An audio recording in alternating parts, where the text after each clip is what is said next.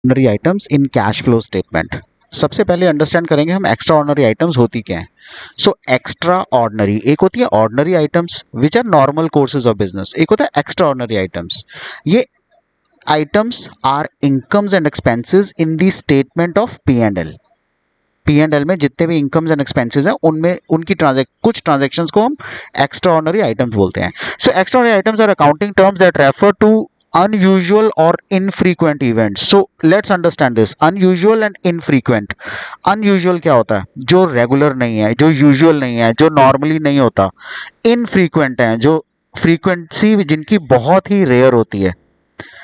Such events are distinct from company's regular business operation. So extraordinary जितनी भी transactions है ना, events हैं, वो ऑर्डिनरी बिजनेस ऑपरेशंस का पार्ट नहीं होते। They are different, distinct from ordinary business operations. They are reported separately on the financial statements of a company. किसी भी कंपनी की फाइनेंशियल स्टेटमेंट्स पे हम उनको अलग से मेंशन करते हैं। Extraordinary item shown as an expense are added to the net profit. जितनी भी एक्स्ट्राऑर्डिनरी आइटम्स हैं जो हम एज एन एक्सपेंस शो करते हैं, they are added to the net profit. They are deducted towards the end to compute the cash flow from operating activities if they belong to operating activity. जितनी भी extraordinary items operating activity की हैं उनको हम उसके बाद subtract करते हैं ताकि हम ऑपरेटिंग एक्टिविटीज का कैश फ्लो कैलकुलेट कर सकें if they belong to the operating activity. They are expenses then deducted from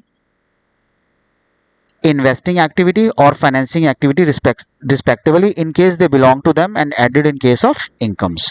so अगर वो expenses हैं तब हम उनको डिडक्ट करेंगे इन्वेस्टिंग या फाइनेंसिंग एक्टिविटी में। अगर वो इन्वेस्टिंग या फाइनेंसिंग का पार्ट है तो if they belong to these activities, right? और हम ऐड करेंगे in case of incomes which means cash inflow हुआ है। So extraordinary items shown as income in the statement of profit and loss are deducted from net profit and towards the end it is added to compute cash flow from operating activities में।